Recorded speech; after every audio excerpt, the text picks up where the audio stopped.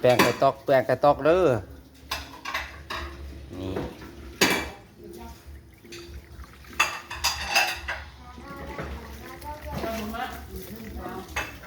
ท่านกินอะไรกับพ่อนะวะพ่อเดียวแป้งไก่ตอกไก่ตอกถูอยู่มันป้าไหวยังไงกินตัวเอาที่ยินอะไรแล้วมันจะมาเนี่ย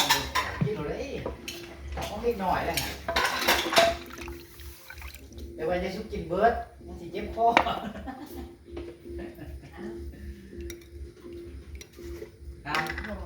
น้ำหมูหมักหรอกน้ำปลากินเด้อ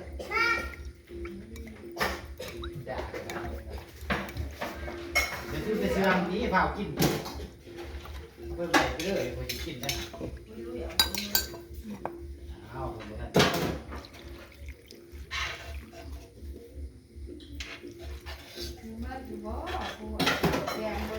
ทำแก้มเบิ้งอาหารนั่นน่ะ น้อยจะขนมมันจะว่าทง15,000มันกินเกือบผู้เดียว นุ่มแน่แล้วก็ซีน ลูกเขียนมันล็อกมือนี่ฮันเศร้าฮะอ้าวบุพากันเปิดประตูนี่ขอเรา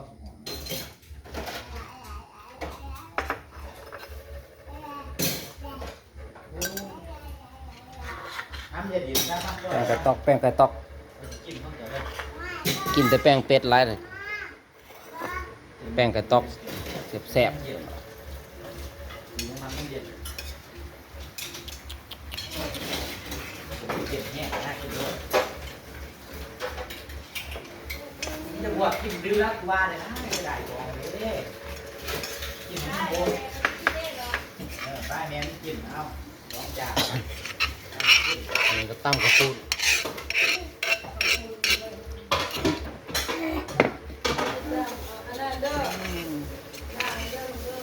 ดุ้ย อันนี้ทิมปวนใช่จะกินหรอวะฮะกินล่ะกินล่ะไม่เท่าอุ้ยเด้เอ้ากินไม่เท่าอุ้ย แซ่บเนาะหาอีสั่นอยู่บนด้านเอาเนี้ยหน่อยอีกเต็ม ดีกับจ่าตัดไปจัดการ ตั้มกระปุนชัวกระปุน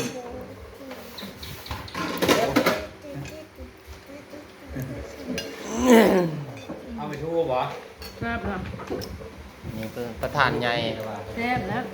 กระแดกมันแซ่บ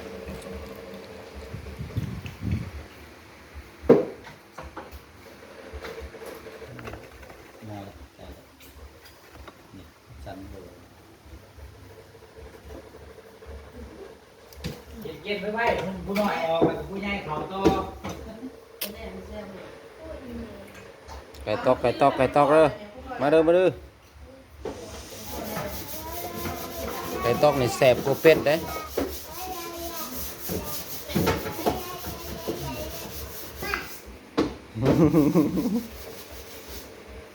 เย็นนะเจ้าคือร้อง